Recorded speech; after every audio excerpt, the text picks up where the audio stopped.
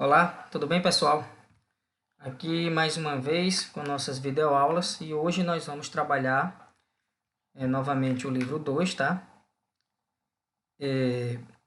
O nosso material aqui do pré-ENEM, tá? E nós vamos trabalhar tecido hematopoético, tá? Que está lá na aula 6, que era o que faltava, e juntamente com a aula 8 do nosso livro, que é a aula de tecido sanguíneo. Então, já vou arrematar tudo num só. E aí a gente termina essa aula 8 e fica faltando só tecido muscular e tecido nervoso para a gente poder terminar essa biologia 1 aqui com o livro 2, tá? Então, vou tanto trabalhar o tecido hematopoético quanto o tecido sanguíneo, ok? Então, o tema de nossa aula de hoje é o plasma e os elementos figurados. Lembrando que eu vou trabalhar o processo de hematopoiese, que é a produção de células do sangue. Tudo bem? Então vamos lá. O plasma e os elementos figurados do sangue. Primeiramente, o que é o sangue? O sangue é a porção circulante do sistema cardiovascular responsável por transportar uma parte do corpo para outra, tá? Material de uma parte do corpo para outra. Então aí o sangue vai ter várias funções, tá? Transporte de substâncias como nutrientes, transporte de substâncias como hormônios, transporte de gases respiratórios, oxigênio e gás carbônico, tá? Para todas as partes do corpo que estiver necessitando dessas substâncias. Como também o sangue, ele vai estar levando também excretas nitrogenadas produzidas lá no fígado, tá? Para os rins, para que os mesmos possam dar encaminhamento aí de eliminar essa excreta nitrogenada, que é a nossa principal, é a ureia. Também faz parte da regulação do controle da temperatura, né? Porque se ele passa pelo hipotálamo e ele percebe que é lá no encéfalo, que o sangue está com a temperatura mais alta do que deveria, então ocorre aí o desencadeamento do mecanismo da sudorese, para que assim possa se eliminar para fora do corpo, juntamente com o suor, o excesso de calor, tá? Então, nós temos, é considerado um tipo de tecido conjuntivo. Então, o sangue é um tecido conjuntivo, é um tecido líquido, por apresentar células separadas. E aí, essas células nós chamamos de elementos figurados por uma grande quantidade de matriz extracelular. O sangue ele vai ter a parte líquida e a parte sólida. O que é a parte líquida? É o plasma. Tá? O que é a parte sólida? São os elementos figurados. Ok? A parte líquida, o maior constituinte, obviamente, aí nós temos que é a água, né? Então, o sangue como um todo, ele, dentre as substâncias com maior teor, vai ser água, mas também aqui no plasma vai ter proteínas, entre outras substâncias, e os elementos figurados do sangue são as hemácias, leucócitos e plaquetas, e lembrando que plaquetas não são células, são fragmentos de células oriundas do megacariócito, ok? Bom, o plasma sanguíneo, ele é a porção líquida amarelada do sangue na qual os elementos celulares estão suspensos, tá? Quando se retira o fibrinogênio do plasma sanguíneo, essa substância aí, ele deixa de ser plasma e passa a se chamar de soro, ok? A função do plasma é transportar substâncias pelo organismo do ser humano. Então, aqui nós temos a composição do plasma: água, íons, moléculas orgânicas, lipídios, proteínas. As proteínas são as albuminas, globulinas e fibrinogênio, aminoácidos e resíduos nitrogenados, elementos de traço e vitaminas e gases respiratórios, aí o gás carbônico e o oxigênio, ok? Bom, mas o que vai nos interessar, e aí nós vamos trabalhar muito aqui agora, vai ser os elementos figurados do sangue, que são as hemácias, também chamadas de eritrócitos ou células vermelhas, ou ainda glóbulos vermelhos, leucócitos, glóbulos brancos ou células brancas, e as plaquetas, que não são células, repito, não são células, são fragmentos de células. A produção dos elementos figurados do sangue recebe o nome de hematopoese. Então, hemato, sangue, poese, produção. Então, essa produção de sangue pode ocorrer ali, lá na medula óssea vermelha, tá? No interior de ossos longos, aí nas epífises, na cabeça, nós podemos encontrá-la. Então, aqui está o slide mostrando esse processo e daqui a pouco voltamos a ele. Bom, são descendentes de um tipo de célula precursora, a célula pluripotente do tronco hematopoético presente na medula óssea. Então, quem é descendente? Os elementos figurados do sangue. Quem são eles? Hemácias, leucócitos, tá? E as plaquetas. Então, quando ele fala célula precursora, célula pluripotente, ele está dizendo que é uma célula tronco, ou seja, uma célula capaz de se transformar em outras células do nosso organismo. Bem, a exemplo dessas que fazem parte aí do sistema dos elementos figurados. A síntese desses elementos tem início no desenvolvimento embrionário e continua até o fim da vida do indivíduo. Então, na forma de embrião, nós temos as células totipotentes, pluripotentes, com alta capacidade de diversificação aí. Mas quando adultos também temos células troncos, né? Não com a capacidade que se encontra as totipotentes lá no embrião, mas ainda com uma capacidade significativa de diferenciação, tá?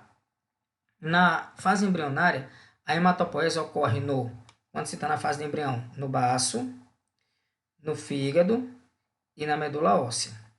Na infância, a hematopoese ocorre dentro dos ossos do esqueleto. Na fase adulta, a hematopoese vai ocorrer nos ossos pélvicos da pelve, no osso externo, tá? É o osso que fica onde as costelas verdadeiras se inserem, tá? Ficam ali junto deles. Nas costelas, na clavícula, na escápula, nos ossos cranianos, nas extremidades do fêmur e do úmero. Tá? Então, aí nós percebemos aqui nesse slide aonde ocorre essa hematopoese em algumas fases da vida, na fase embrionária, na infância e na fase adulta. Tá? Bem interessante. Bom, esse slide, com esse esquema, está me trazendo o quê? Está me trazendo aqui a formação de células sanguíneas. Bom, você tem uma célula precursora, uma célula pluripotente, a célula inicial. Ela recebe o nome de hemocitoblasto. Agora, eu vou dizer uma coisa interessante para vocês. Sempre que a gente estiver lendo alguns nomes em biologia, devemos ficar atentos. Porque quando se fala blasto, ele sempre está se referindo a uma célula capaz de originar uma outra célula, ou seja, uma célula tronco. Ok? Então, o que o hemocitoblasto ele vai originar? Proeritoblasto. Esse proeritoblasto origina o eritroblasto policromático, ao qual vai dar origem aos eritrócitos, que são as hemácias. Tá? Bom, o hemocitoblasto origina o mieloblasto. Então, ele vai originar um progranulócito, e essa célula se diferencia em basófilo, eosinófilo e neutrófilo, ou seja, leucócitos classificados como granulosos ou granulócitos. O hemocitoblasto também vai originar linfoblasto, que origina o linfócito. O monoblasto origina o monócito. E aí o que se percebe? São dois leucócitos agranulócitos ou agranulosos, ou seja, sem grânulos de proteína. Em biologia, quando o nome vem com um A, o nome ele não tem um A na sua formação, o A vem com um prefixo aqui, ele negativa. Tá? Se ele já tiver o A, na sua essência, a negativação vai ser com o prefixo AN. Por exemplo, aeróbio, só sobrevive em presença do oxigênio. Anaeróbio, não sobrevive na presença do oxigênio. E aqui você tem o hemocitoblasto originando um megacariócito, um megacarioblasto, que vai originar um megacariócito. Essa célula megacariócito ela vai degradar-se, tá? E originar trombócitos ou plaquetas, que é o que vai originar aqui. Por isso que nós falamos que elas não são células, apenas fragmentos de células ou elementos celulares. Bom, então nós percebemos aqui a capacidade que uma única célula tem de se diferenciar originando várias outras células e como produto final os elementos figurados do sangue. Ok? Bom, nós temos aqui, nesse slide aqui, os elementos figurados do sangue. Então, medula óssea. Vamos estudar a partir agora o órgão que produz, aí essas células. Então, a medula óssea vermelha, ela consiste em uma rede de tecido conjuntivo frouxo que contém conjuntos de células tronco hematopoéticas, justamente para produzir os elementos figurados do sangue. e aí produzindo ativamente essas células e apresenta uma coloração vermelha em razão da presença de hemoglobina, que é o pigmento responsável por carrear, transportar oxigênio, transportar gás carbônico, né? Oxigênio a todas as células e gás carbônico para os alvéolos pulmonares para serem excretados para fora do organismo. Tá? A amarela ela é inativa e sua coloração amarelada é por causa da presença de muitos adipócitos. Mas ela também, assim, ativa, ela tem a capacidade de produzir aí lipídios, ok? Bom, os elementos figurados do sangue, tá? Os eritrócitos em especial, glóbulos vermelhos ou hemácias, são elementos mais abundantes do sangue. Então, aí o sangue tem uma grande quantidade dessas células, milhões por milímetro cúbico, tá? Apresentam células discoidais e bicôncavas, anucleadas, ou seja, na fase adulta, porque quando elas são formadas, elas têm núcleo, mas esse núcleo vai se degenerar com o tempo. Por quê? Porque sem o núcleo, a hemoglobina dessas hemácias, elas, elas têm condições de,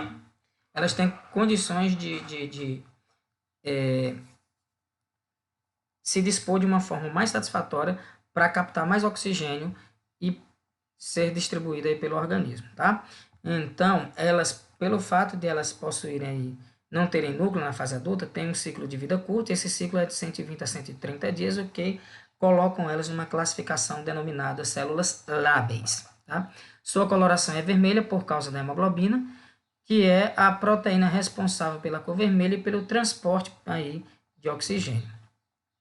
Bom, nós temos o seguinte: a função das hemácias, transportar oxigênio e dióxido de carbono ou gás carbônico entre os pulmões e os tecidos do corpo. Então, aqui a gente está observando uma hemácia e nessa região aqui, por exemplo, uma hemoglobina, que é o que vai ter a capacidade de transportar oxigênio e gás carbônico, tá?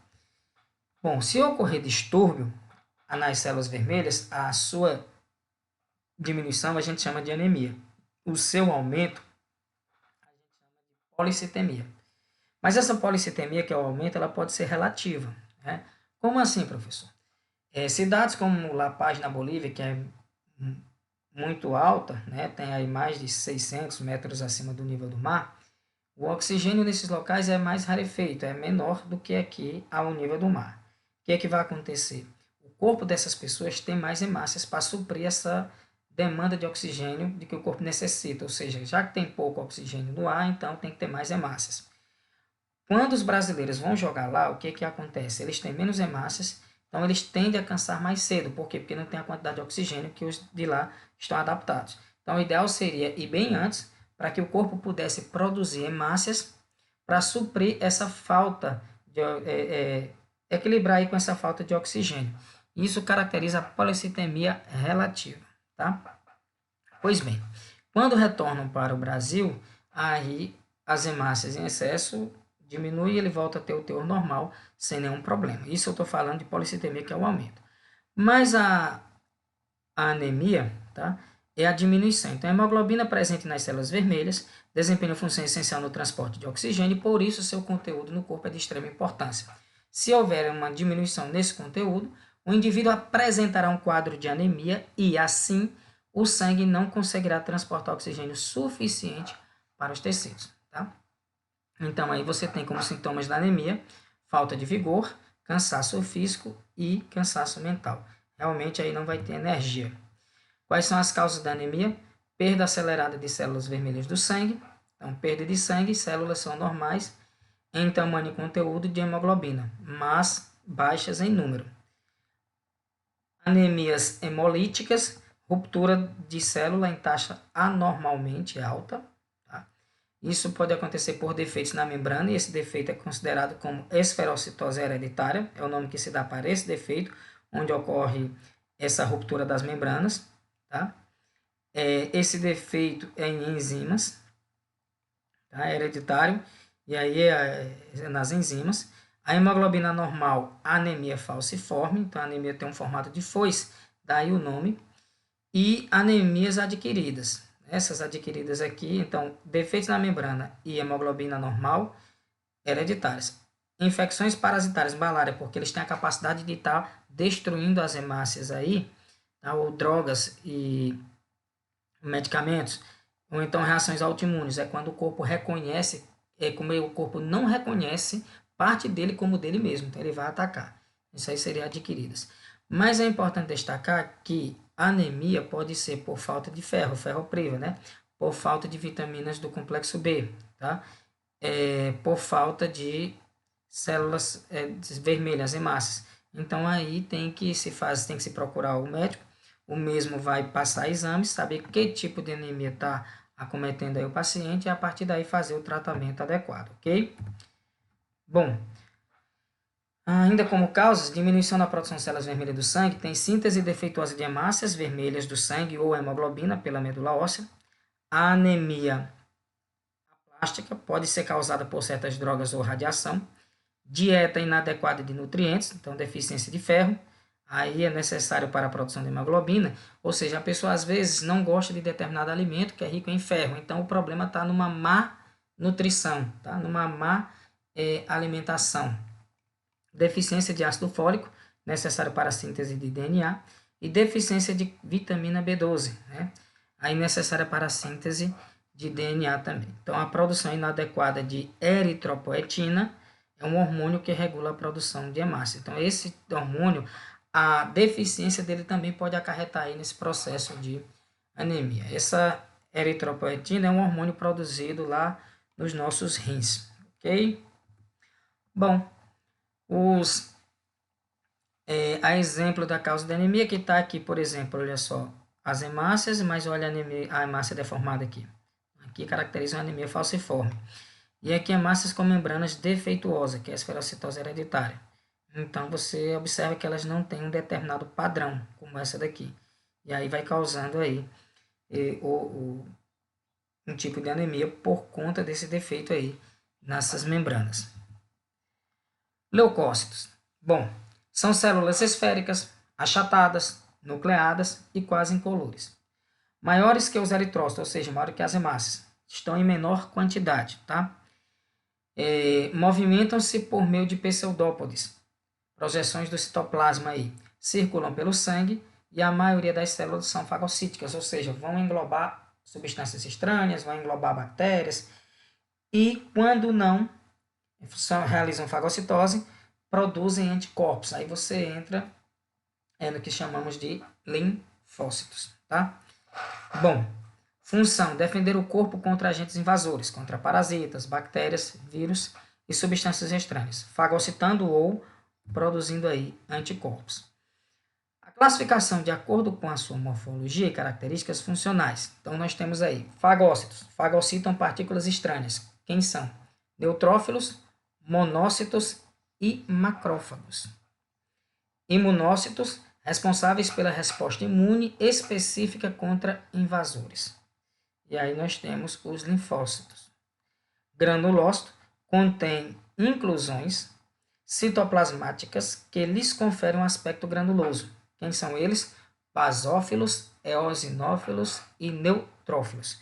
Mas nós vamos estudar cada um deles aqui separadamente, o que cada um, por exemplo, tem função. Bom, aqui nós temos neutrófilo, eosinófilo e basófilo. Todos os três aqui são granulosos. Aqui, linfócito, monócito, aqui também dá um monócito, tá? Eles são sem grânulos de proteína, ok? Outra coisa, às vezes, você olhando para aqui, pode pensar que ele tem vários núcleos. Na verdade, aqui é um núcleo só. Ele tem uma parte mais condensada, outra parte mais fina, mas ele tem 3 lóbulos. 1, 2, 3, trilobulado. O eosinófilo tem um aspecto aqui de um fone de ouvido. Tem 2 lóbulos, bilobulado, não são 2 núcleos, tá? Basófilo, ele é característico, então é fácil você identificar. O linfócito, o núcleo é muito grande, preenchendo praticamente toda a célula. O citoplasma é pequeno. E o monócito, ele pode ter o formato aqui de uma ferradura, que é bem característico, como a gente explana aí, tá? Bom, neutrófilos. considerados células kamikazes. Por quê? Porque vão atacar, vão realmente matar os agentes invasores, tá? Infelizmente, existe aí micro-organismos que o nosso corpo não tem a defesa necessária, né? E aí eles conseguem adentrar e causar aí doenças. Bom, eles representam 45 a 75% dos leucócitos do sangue, maior quantidade, possuem núcleo de 2 a 5 lóbulos e grânulos, apresentam função fagocitária, muito ativo no início da infecção, chegam em primeiro lugar ao local infectado, porque são atraídos são atraídos aí pelas substâncias lançadas pelos invasores ou pela dor, tá? Isso também vai atraí-los, tem estímulos químicos que vão atrair, depois a gente vai ver na resposta inflamatória.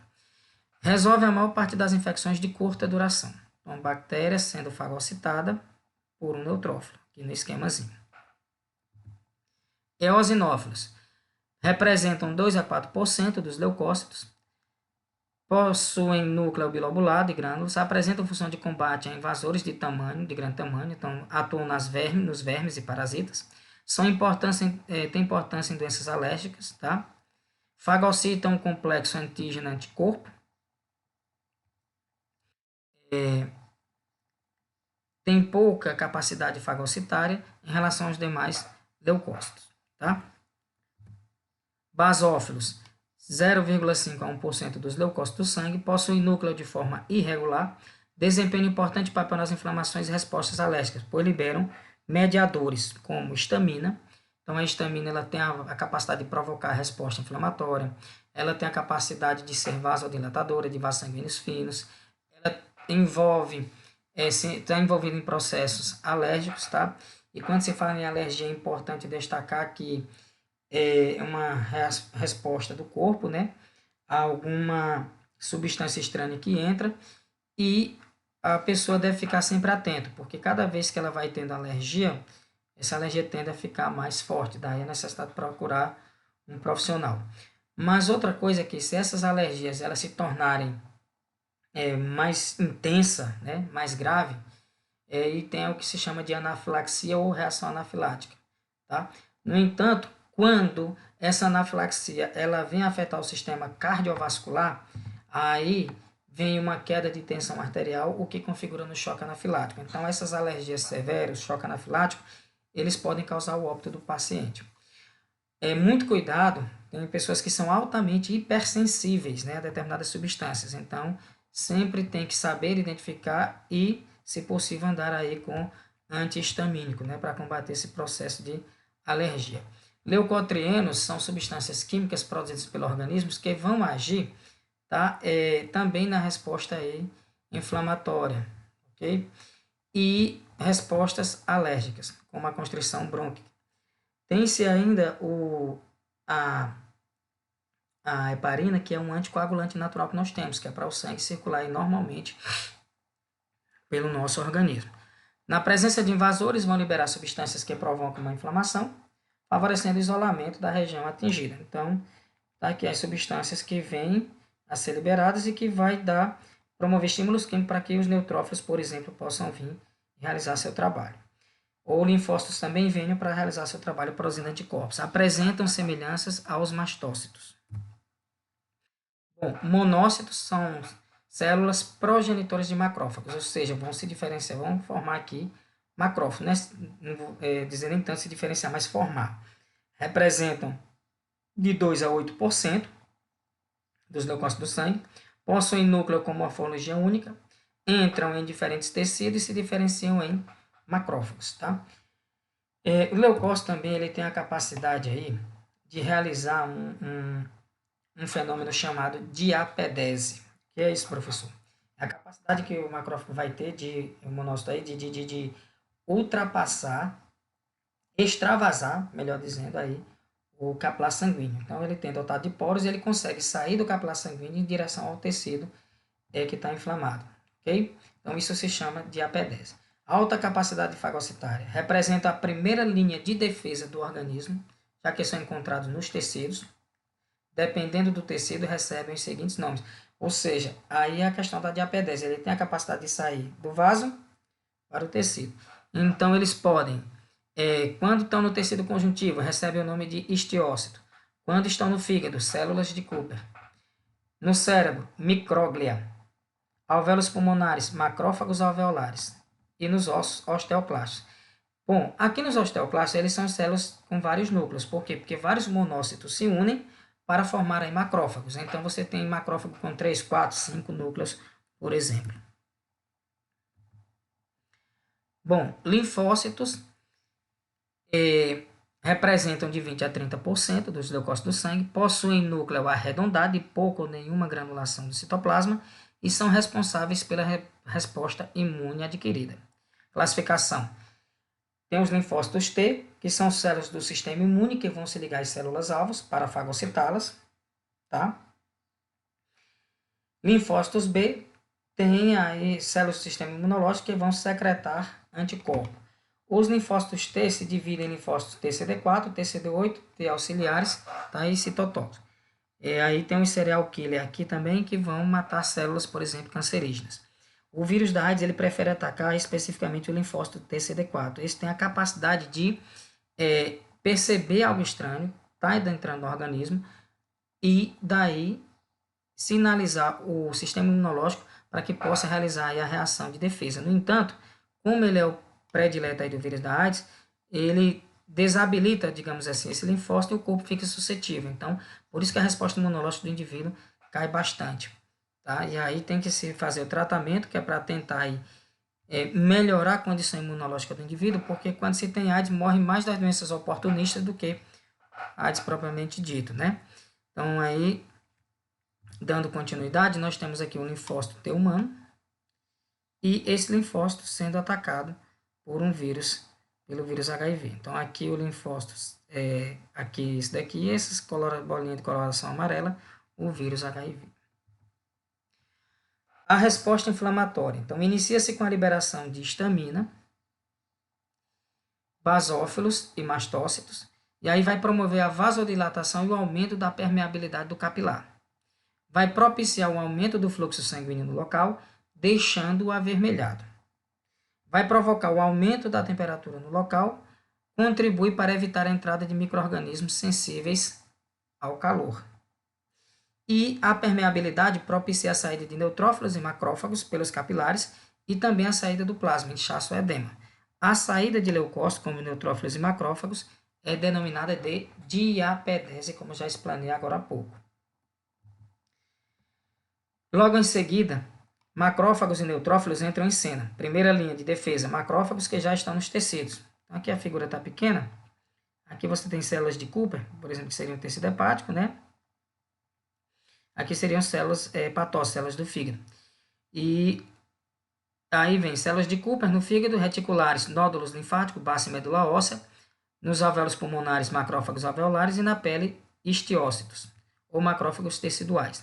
A segunda linha de defesa são os neutrófilos kamikazes. Então, ele vê aumento no sangue, é resultado do fator de indutor de leucocitose liberado pelos tecidos inflamados. É lançado no sangue e este transporta a medula óssea. Liberação de neutrófilos, ele é lançado no sangue e este o transporta para a medula óssea. Então, tem liberação de neutrófilos e no sangue circulante. O que é que a medula óssea vai fazer, né? Porque está ocorrendo o quê? Um processo inflamatório e precisa de mais leucócito para poder ajudar a combater o organismo. Então, na terceira linha, representado pelo aumento lento, mas prolongado do número de macrófagos, que resulta na multiplicação de macrófagos já existentes, pela migração de grande número de monócitos para a área inflamada. Esses monócitos, obviamente, eles vão originar macrófagos. Então, no período de 8 a 12 horas, atingem os tecidos e aumentam de tamanho. E aí, são chamados macrófagos. Bom, quando em casa, né, vocês anotem, por exemplo, em casa, vocês anotem, quando estiver assistindo a videoaula, esse endereço aqui, e aí colhem lá no YouTube que vocês vão ver um vídeo mostrando aí a resposta inflamatória no nosso organismo. Bom, como uma infecção causa a febre? Então, no local, os macrófagos liberam pirógenos. Então, pirógenos, eles são substâncias que vão induzir a febre. Eles podem ser exógenos, tá? Quando as substâncias, toxinas, são oriundas de bactérias, fungos e vírus, ou endógenas, quando é do próprio organismo, tá? Do hospedeiro, e que vai ser liberados aí devido a estímulos de vários pirógenos exógenos, ou seja, porque já adentrou no nosso organismo. Logo após são levados ao cérebro, tá? E contração dos músculos, tremor e produz calor, e a pele, vasoconstrição, diminui a perda de calor. O calor fica retido no corpo e aí você caracteriza a febre, ok? Bom, e aí tem que identificar o que está causando a febre para tratar, né? E acabar com o problema. Bom, o que é pus? As regiões do nosso corpo em que os macrófagos e neutrófilos estão fagocitando partículas estranhas são verdadeiros campos de batalha. Neles se engalfinham os leucócitos vivos e agentes invasores também vivíssimos. Bom, na realidade, o que acontece é que a guerra entre o neutrófilo, que é um leucócito, e uma bactéria, por exemplo, vai ocorrer aí muitas vezes a morte dos dois, né? E aí, os restos mortais, entre aspas, digamos assim, o resultado dessa guerra, né, gera, entre aspas, cadáveres, né?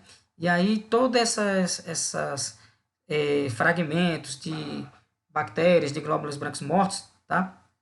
É o que vai gerar aí esse líquido viscoso, que é o pus, né, branco amarelado, que se encontra, por exemplo, em espinhas, furúnculos e constituídos por tudo que a gente falou aí. As plaquetas, também denominadas trombócitos, elas não são células, né, são fragmentos celulares, cheios de grânulos que contêm proteínas, coagulantes e citocinas, perdão. São menores que os eritrócitos, não são coloridas e nem possuem núcleo. Sua média de vida típica é 10 dias, são ativadas quando ocorre dano no endotélio vascular. O endotélio é o revestimento interno aí do vaso sanguíneo. Bom, o que é homeostasia? Hemostasia é o processo que ocorre para conter o sangue dentro dos vasos sanguíneos quando há uma lesão. Ó, hemostasia, então proporcionar a homeostase, o equilíbrio, tá? Então é o processo que ocorre para conter o sangue dentro dos vasos sanguíneos. Parar a hemorragia, dá o equilíbrio novamente. Então, o oposto da hemostasia é a hemorragia, seria o derramamento de sangue. A hemorragia, quando o sangue sai para fora do organismo, é externa. Quando ele fica retido dentro do organismo, é interna. Isso é um perigo também, porque pode levar o indivíduo à morte, assim como a hemorragia externa também. A hemostasia ocorre em 3 etapas. Primeiro, vasoconstrição, bloqueio temporário por uma plaqueta tampão e coagulação sanguínea, tá? Esse processo, ele está direcionado aqui, olha só. Então, teve uma lesão no vaso, plaquetas, tá? Elas vão liberar essa enzima denominada tromboplastina, que é uma enzima ativa. Essa enzima ativa, ela vai atuar na protombina, que é uma enzima inativa, convertendo-a em trombina, que é uma enzima ativa. Mas detalhe, para que essa protombina se transforme em trombina, é necessária a participação importante do cálcio e da vitamina K, tá? Configurando aí alimentos reguladores, ou seja, regulando processos como aqui o de coagulação sanguínea no organismo. Agora, a protombina, ela vai agir no fibrinogênio, fazendo com que o fibrinogênio se converta em fibrina, e aí vai se formar uma malha, uma rede, tá? Depois vem o coágulo, aí vai se encalhando ali a massas, leucócitos, plaquetas, e aí depois de 24 a 48 horas aí vai ocorrer, algumas substâncias vão para essa região, e aí já está estancado o sangue, já foi feita a correção ali do vaso, já foi corrigido ali, não tem mais o orifício por onde a lesão, não tem mais a lesão aonde o sangue estava saindo, e aí o que é retirado do excesso, e excesso ele vai ser aí absorvido por macrófagos, né? Tá certo? Por monócitos, por exemplo, ok? E esse processozinho, ele é visto aqui, nesse vídeo, tá? Que você vai pegar aqui, vai pegar esse endereço, colocar lá na internet, ali no YouTube, você vai observar esse processo. Bem interessante esse vídeo para vocês aí reforçar ainda mais. E lembrando, livro depois da aula, aprofundar nos livros, no nosso material. Bom, problemas na coagulação sanguínea, tem aí hemofilia. Então, uma doença hereditária que afeta a coagulação sanguínea, o que seria uma incapacidade genética de fabricar o fator 8. Esse fator 8 é necessário ao processo de coagulação sanguínea. Então, o indivíduo pode apresentar sangramento prolongado, hemorragia interna e principalmente nas articulações. Para evitar hemorragia, portadores de hemofilia devem submeter a transfusões sanguíneas ou de plasma, ou ainda tomar uma injeção concentrada de fatores de coagulação. O perigo é que num determinado corte, né, se não conseguir naquele corte ali estancar o sangue, né, reverter a situação, o indivíduo pode ficar bastante prejudicado. Bom, e aqui alguns exercícios. Pena que eu esqueci aqui de tirar a resposta certa aqui para a gente ver, mas não tem problema. Vamos lá. Sobre os elementos figurados do sangue, os mamíferos são feitas afirmativas. Primeiro, leucócitos são elementos figurados mais numerosos? Não, mais numerosos são as hemácias, né? Então, um está fora. As hemácias são elementos figurados anucleados, presentes na circulação e desempenham um papel importante no transporte de gás. Vimos nessa aula que sim, então é verdade. As plaquetas são elementos celulares menos numerosos, presentes na circulação, atuando nos processos de coagulação sanguínea. Confere, então elas não são células, são fragmentos de células. Células especializadas patrulham o nosso corpo, circulando pelos vasos sanguíneos e linfáticos. Assim que percebem a presença de micro-organismos, essas células atravessam a parede dos vasos e invadem os tecidos fagocitando esses micro-organismos. Opa, atravessou a parede do vaso. Diapedese. Falamos agora há pouco em neutrófilo e macrófagos. Então, esses micro-organismos invadem os tecidos fagocitando micro-organismos que depois são digeridos pelos lisossomos. Aí, as células mencionadas são neutrófilos e macrófagos. E glóbulos vermelhos, hemácias do sangue humano normal, elas são anucleadas e de forma bicôncava, porque quando adulta elas perdem o núcleo, eu já expliquei sobre isso anteriormente, tá? E aí nós terminamos essa aula, ok? Deixo um abraço a todos vocês, lembrando que tem que se aprofundar no nosso material, tá? O conteúdo estudado hoje, abordado aqui hoje, e não esqueçam de ir no YouTube e ver aqueles 2 vídeos aí para complementar aí a nossa aula, ok? Então, um grande abraço a todos e até a próxima, tá? Se Deus assim permitir.